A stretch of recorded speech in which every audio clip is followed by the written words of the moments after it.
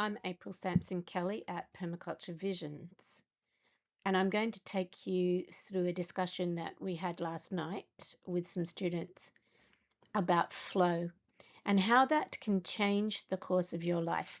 I say that facetiously, but what I mean is you can increase the efficiency of what you do, and you could review what your options are creatively, financially, in the garden, in your current projects. Before we start talking about flow, it's a good idea to see what flow does. And I'm asking you here, what do you see in this zoomed in picture? That shot was taken from this larger shot of a rock at Minamara Falls, not far from where I live. And what I see is erosion from possibly very slow drip lines, because when water goes slowly, it can be attracted to, it can even go back up, slightly uphill. It can defy gravity somewhat because it can be attracted to nutrients or potentially other electrolytes in the form that it's moving along. And here you can see really beautiful curves that it's formed, but it concentrates mostly like a fan shape, like our hand. It's concentrating at the base there because it has gravity from above and also from the side, because the rock is lying slightly on its side. And so also here, what do you see? It's a bit of a low resolution photo, I have to admit, but I can see, and hopefully you can see, these tiny little insects. They're the native bees. And in my area, they take a lot of care because it can get quite cool here, but they thrive in warmer climates. So I need to care for them. I don't want them to die. It was a very costly exercise to get these little bees, and we really needed bees because our pollination rates had plummeted with the loss of the local honeybees. So I'm observing them and I'm seeing their energy flow. What they do is this is in winter, and it's surprising that they're still producing babies through winter because it's a very mild winter at the moment. They're disposing of the eggshells of their babies and they're dropping it. At number 1, you can see where they're coming out of the hive. At number 2, that's where they're dropping it. And then the poor little things are having to lift it up over a ledge to dispose of the little casings. At number 3 there, you can see where they're dropping it off. So I realized I had a mistake in my design. It was costing them more energy because they're having to drop and then lift again and get over that ledge. I just used this little platform because that's what I had amongst my resources, and I was lazy and I didn't understand what they really needed. So since then, I've done a very cheap modification by just putting a whole new front porch for them. And you can see how this works. I'm surprised how they drop themselves out, holding on to the casings sometimes. And they can even get injured as they drop with the casing. And then each individual bee is transporting a casing to the edge and dropping it off into the garden.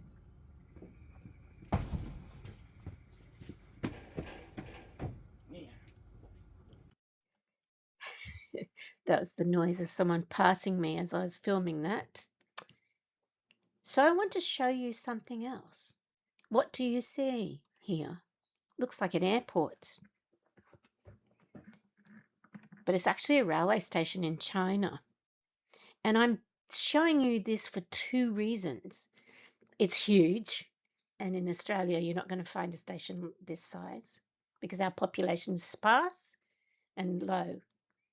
But the second reason why I want to show it to you is because our culture is different. And so our flow is slower just by the way we behave when we're traveling. So this is not the busiest railway station in China, and it's probably not the latest one, but I was very impressed about how efficient it is. We can load a train, or they can load a train in as quick as 10 minutes.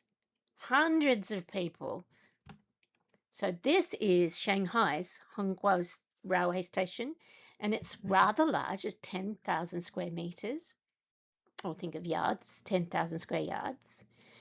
It has 30 tracks, although the 30th track seems to be hidden there. It has a capacity of 10,000 people at any one time. The reason why I like trains is because they feel so safe and liberating. You can get up, walk around, you can work, you can talk to people. Whether they like that or not, I don't know.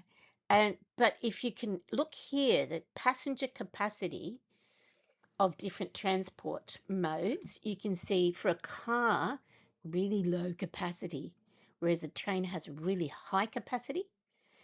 And if you look at the road space requirements, for cars, they're incredibly greedy, take up a lot of valuable land, whereas bicycles, fairly moderate how much they require.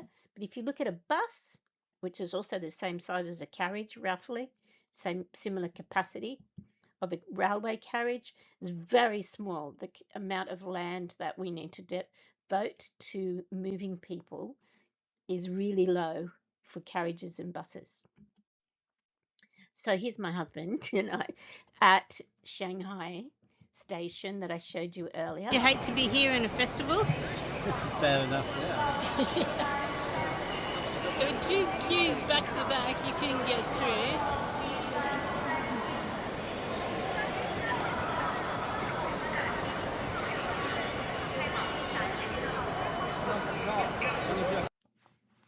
You can see there at the end, I happen to have a shot there of someone who is looking at their phone most of the time.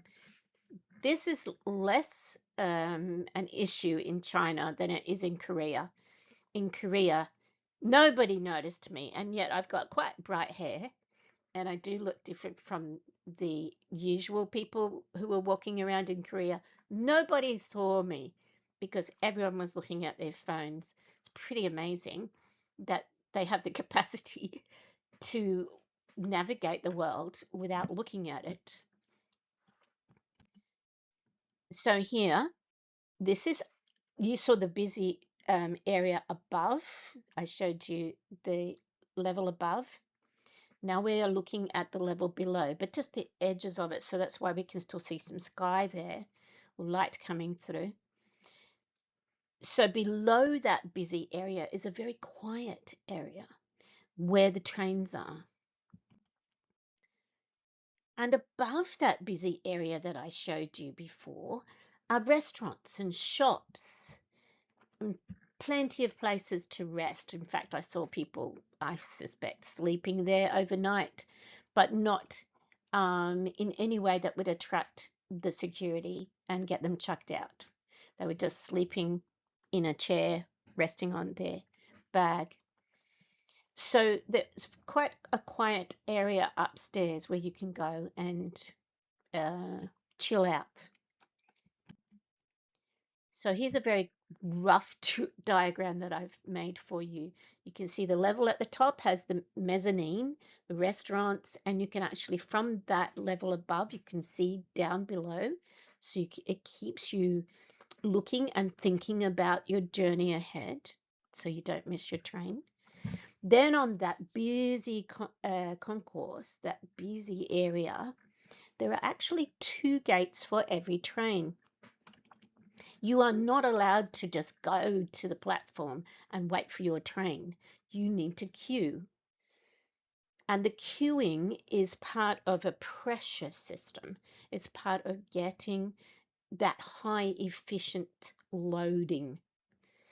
So you queue and then you go to a gate, very much similar to an aeroplane, although I find Airplanes are so inefficient at loading and unloading. Right, so you go to a gate and you have your ticket checked. If you are non-conforming, you've got the wrong gate, your ticket is damaged or wrong in any way, or you also need to supply a passport, as we did, you get moved to the side, so you are redirected nearby. And then you are dealt with a second filter or a second person. So the gate acts as a filter and a valve. So it stops people from just going to the trains, right? It stops, it allows the queuing, the build-up of pressure. It has a relief valve at the side for those people like myself who did not comply, because we also needed to show the passport, but then also then we can be woven back into the stream. Okay, so we have those queues at the gate. Then when the train is ready and seem to be on time, because we have a program for this, so everybody who is there knows the times. At that time, the gate is released and you are encouraged to go down the escalator. Now, what I love about an escalator rather than stairs or ramps is the escalator controls the flow. Then you get to the bottom here, the lower level where the train is, the platform, and you are told which door to enter, because that's on your ticket. You don't just enter through any door, and this is controlled with security, who are politely sitting back and only intervene if you don't know what to do. So here we have a culture, some cultural, some inbuilt learning. When you catch the train the second time, you'll be more efficient. And you learn on your ticket that it has a seat and a door. So you go to the door, and then you just chaos rules there at that point. Jump on the train, and then once the time comes, the door closes, right? You either caught the train or you didn't, and you're on it, and then the train goes. The train is not like the aeroplane where you have to wait for everybody to be seated, buckled in, have the luggage stored safely. No, the train just goes. So the second aspect of that, the rules of the culture that was behind it, as I mentioned earlier, about having to have a door and know your door number, and then you can sort out the seating later. And in fact, China is the nature of the culture as of last year when I was there. They're quite chaotic and they're quite tolerant of chaos unless it breaks an efficiency rule. In that case, I was invited to change seats if I wanted to, and people did that. They negotiated the changing of the seats. Whereas I've noticed in other countries, you don't always get the permission to do that.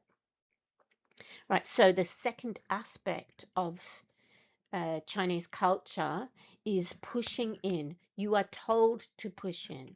And I'm going to come back to that because that's tied up with the efficiency. So if we look at how on earth you can manage 10,000 people and create flow efficiency for 10,000 people, you're going to have an entry point where people come from many different places, other metro lines, connecting railways, city access roads, and they're all going to need to come to security, right? So in the entry hall, it's a self-governed speed.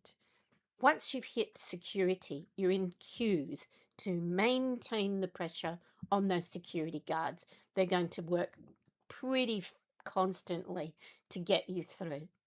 Then you can break out again and you have self-governance. Then you go into waiting spaces. So you could, if you're running late, you can skip that altogether because that's a breakout. You can skip it because you can have quick flow through the system, straight down the center, and then fan out to where you need to go. And that will bring you to the queuing for the gates. And as I mentioned before, Then you've got your ticket checking at the gate, and you've got the side area, or lay-by, we might call that, an area to wait, short-term wait for non-conformance, which was myself.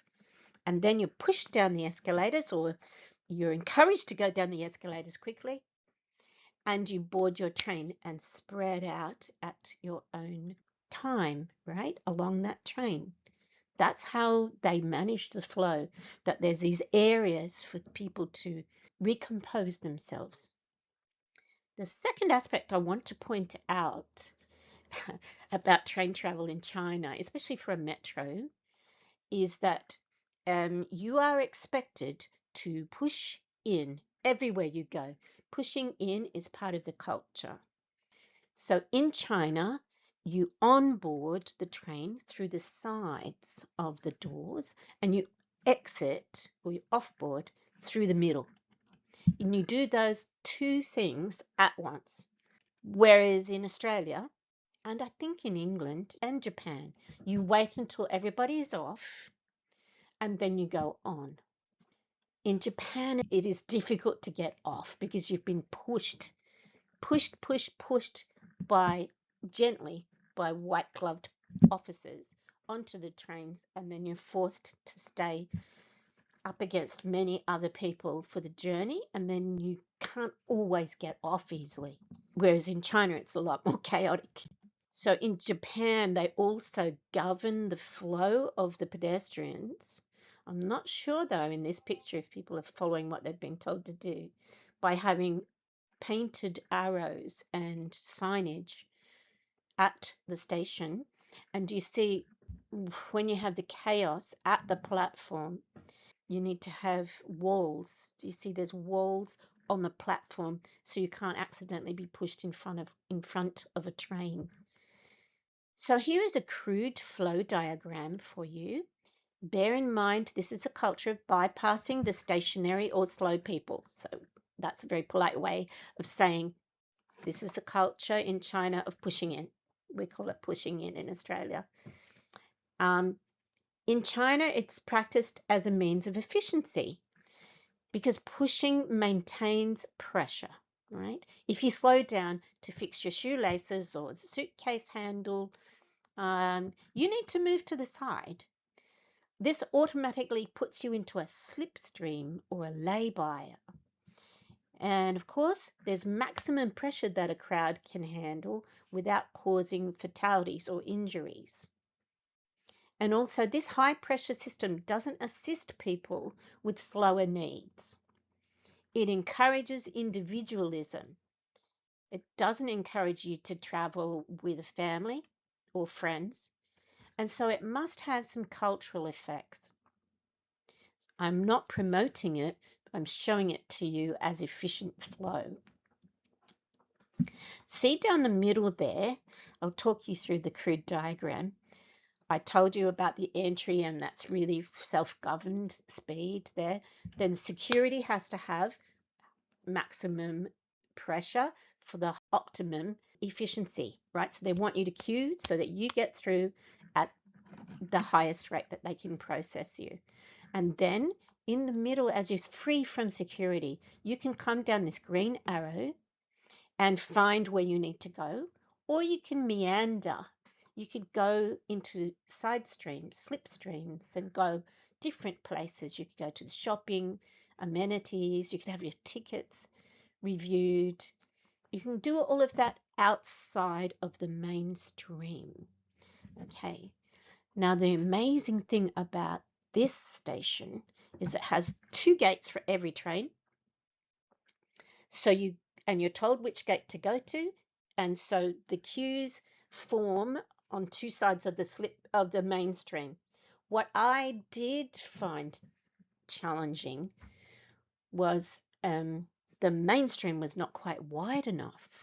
We can apply that similar process thinking to analyzing a water system. The water could come from many different sources. It can come directly from the rain, the sky. It can come from tanks of stored water.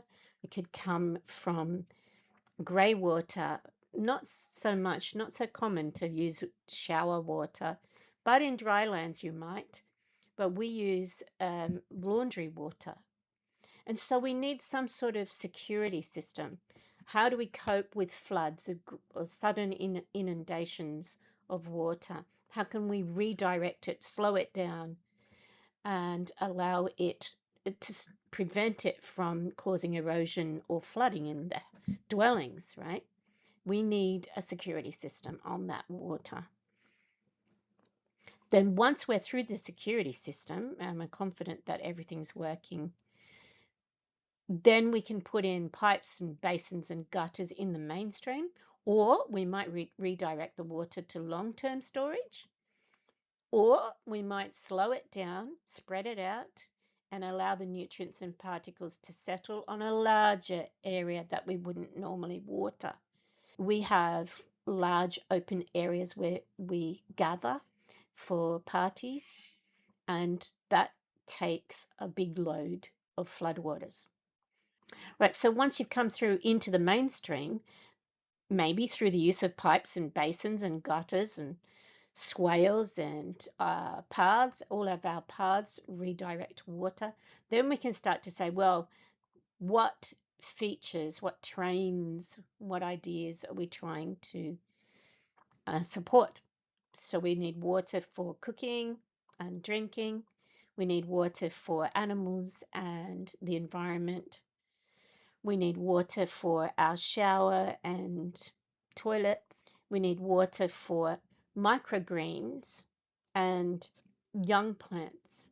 And they have different needs. So in many ways, the gates of the railway station, again, are like filters. When I'm going to use water just for the toilet, I'm not needing a very precise filter. I can use most water. If I'm using water for trees, for the general environment, and I've already done my security, remember, then I can use nearly any water.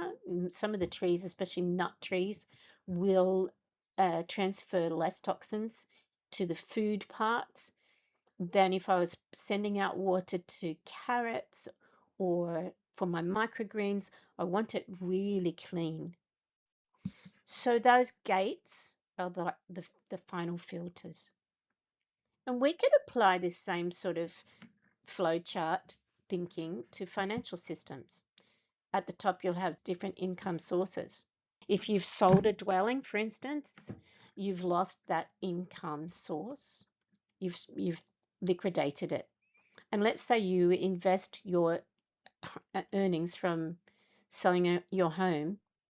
You need to buy a new home, but you might also need to keep it in your own name so that when you need, if you need high level care as you age, you are able to liquidate that income again from that recent purchase to pay for your needs as you age.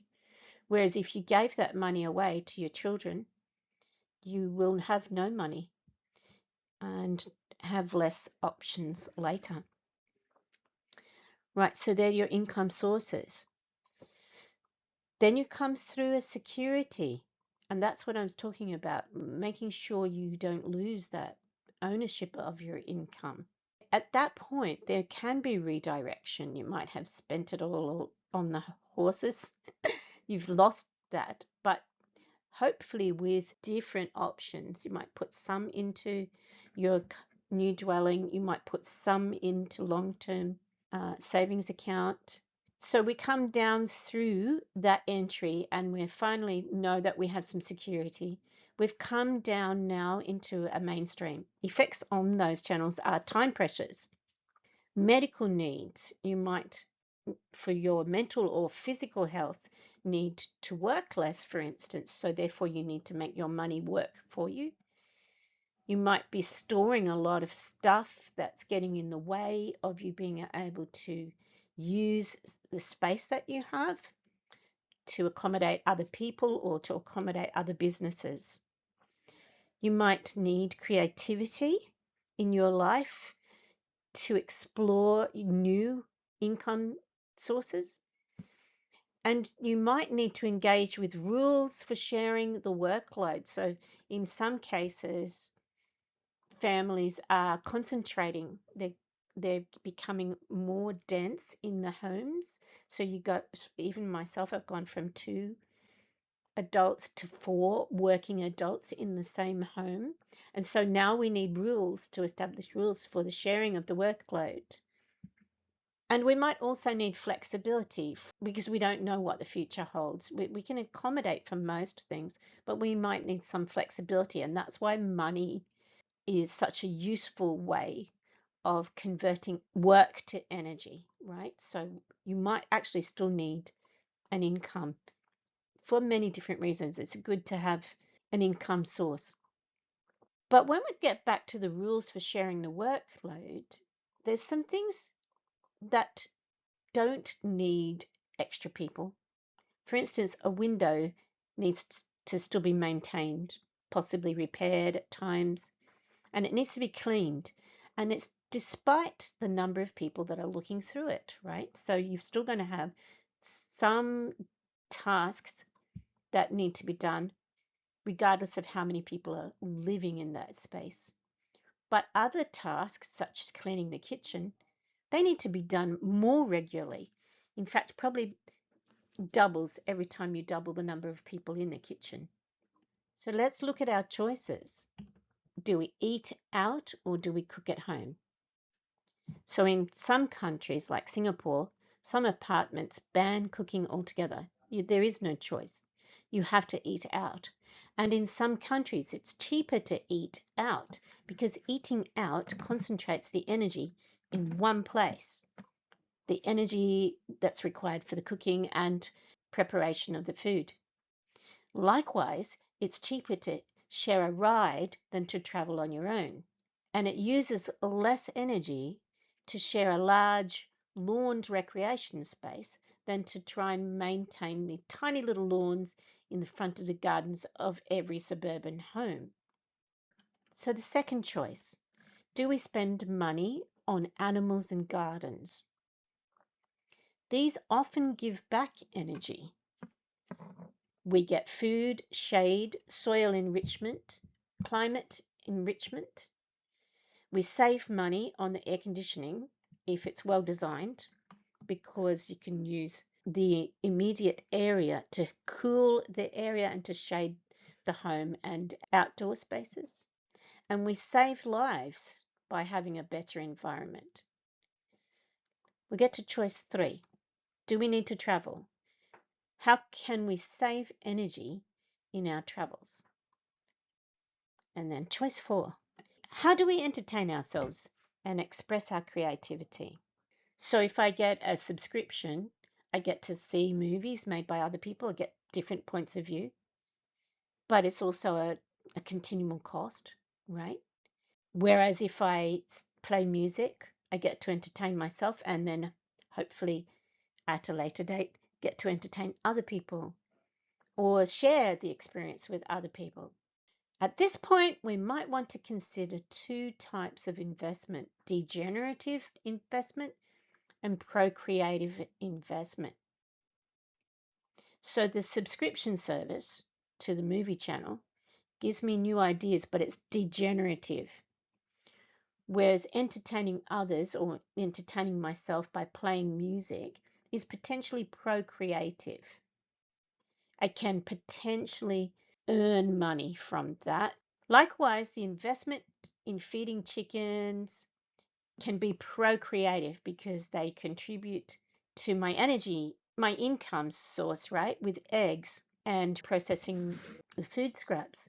But it can be potentially degenerative if I allowed them to destroy the tree roots. So the design and the control mechanisms need to be considered. So now I'd like to invite you to consider what the flows are in your life or your latest projects. They could be the social flows, nutrient, financial, water, wind, or energy. And the quest for next session is identify and describe the flow. Ask yourself, what are useful or harmful aspects of the flow, and then consider how you might measure, preserve, enhance, redirect, or filter the flows. See you next time.